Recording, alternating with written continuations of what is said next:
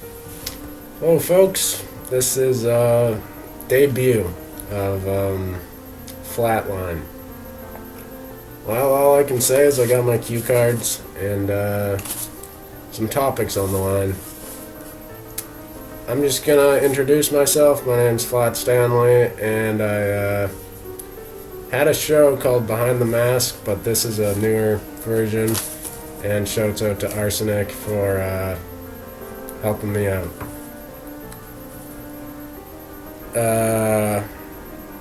I hope you're having a good morning or a good night, whatever it might be.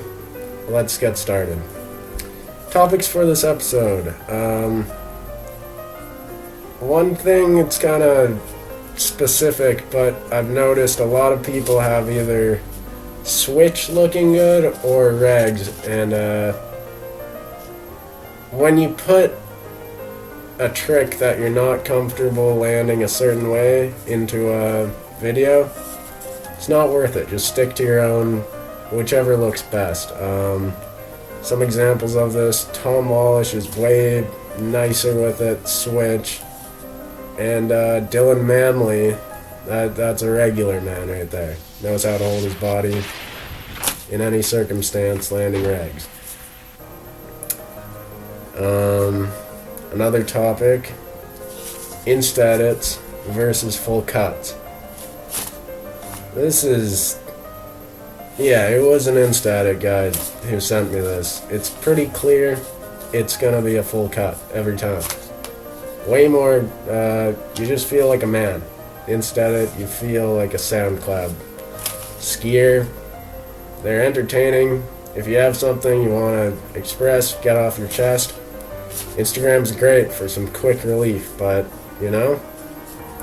always be working on that big project.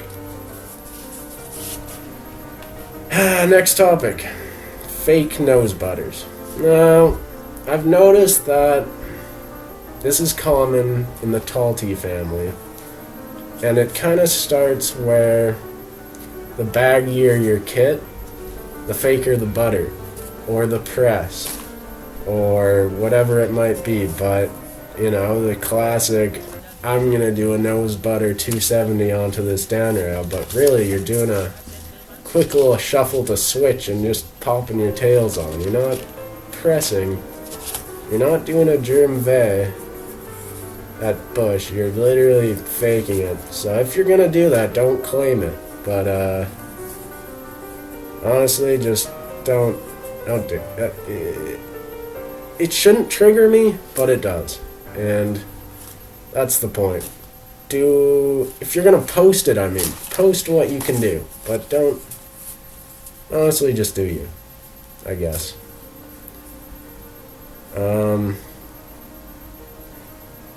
Inruns, if you're from skiing, you like to ski, but you're watching all these street edits, and you're appreciating the 450 out of the closeout. You're seeing the big quad kink to front 270 out, and you're saying, these guys are so cool, but there's a lot of other clips out there where they're not big and bold, but they're just as sketchy, and I'm talking about the run-ins and the landings and everything in between. Now, a lot of these spots, the point of street is you're not changing much about it. That's what it should be. You're not altering the in-run, and I think we need to take a moment and appreciate that. A lot of edits coming out of Vermont.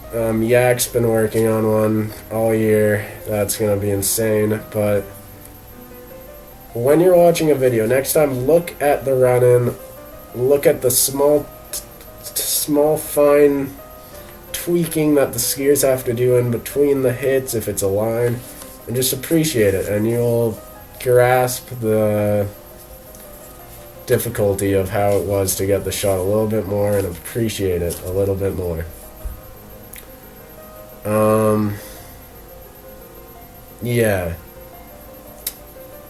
Next up is, we all know him, Zankilla. Now, This guy bathes in his own pee, he poos himself and promotes it online, and he also says that if we're hating, the industry won't grow. He says you have to be complimenting your homies. False. Zankilla. If you are on a soccer team or a synchronized swimming team, for all I care, you can do how you want to do it. You can feel good, but your team is not going to prosper. You could be looking like an autistic Helen Keller on the synchronized swimming team, and you're looking great in your own head. But if no one lets you know that you're looking that way, aka just strange as hell, you're not going to grow. You need people telling you. You can do it politely, but you need some sort of guidance in skiing, and in no way is there too much hate. I think I'm one of the only people who seriously voices some opinions, but please don't tell me that we need to encourage stuff that isn't encourageable.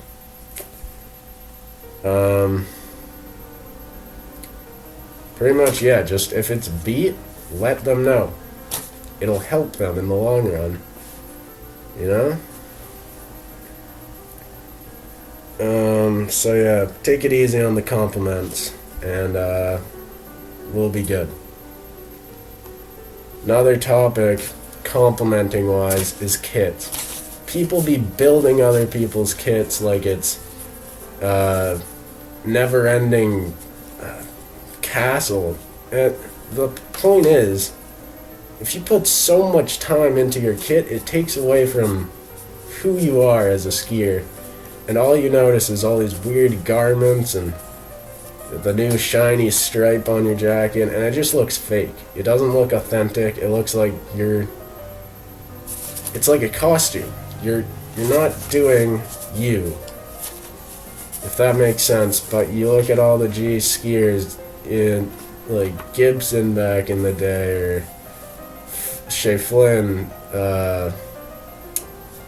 Lee B.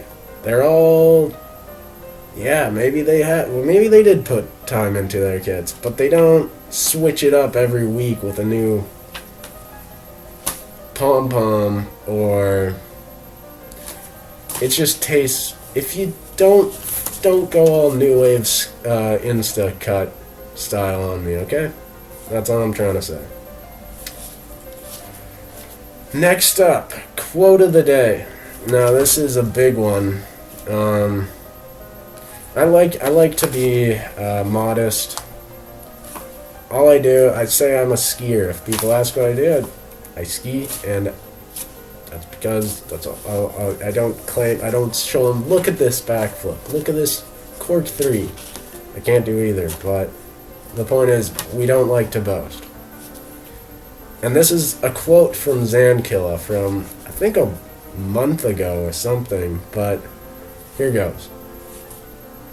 Bro, like, my kits are so fucking good. Like, I can't even fucking play with you. Like, they are really fucking good. Like, they get me pretty excited. Zankilla, knock your head. You think anyone watches that and agrees with you? You gotta be. You're eating too many mangoes. You stop, and you're gonna look back at this one day when your head's straight, and you're gonna say, God, was I ever wrong? Those those baggy t-shirts that go to my ankles and all the fabric glue that I put on those, I was looking like a dystopian rat. And so stop claiming that you're god of kits, because it's one big joke. Speaking of kits, Quebec skiers. Yeah, and you have that popping into your mind, orage. It's not a stereotype. most Quebec skiers have orage on some part of their body. Now, this could come from B-Dog back in the day, but it's not just the kids, it's how they talk. You roll up to a spot, any spot, could be a 10 kink, and you get hit with the, I think it would be sick to maybe do a lip-on switch 450 out. Awful accent, but yeah, and then I keep watching every clip that's filmed in Quebec area, and it's just the guy lands the trick, and you get hit with the type thing. It's entertaining. I'm not knocking it. I'm just saying it stands out like a needle. So, honestly, if you're from Quebec, keep filming because you will be noticed.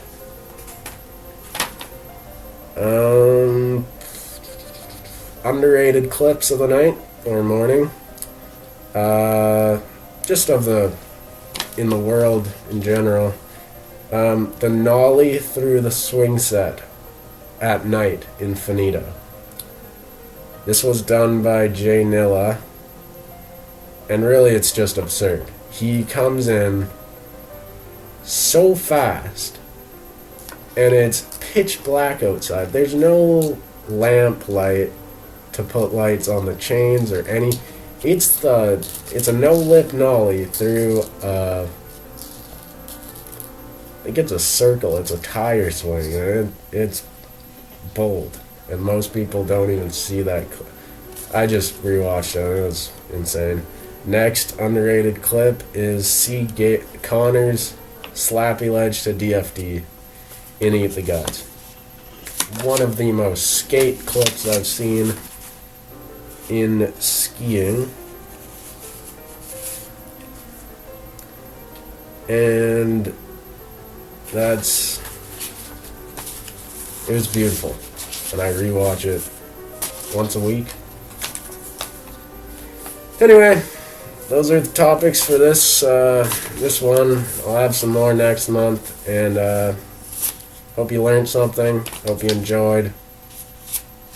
Have a good one. FlatStan signing off.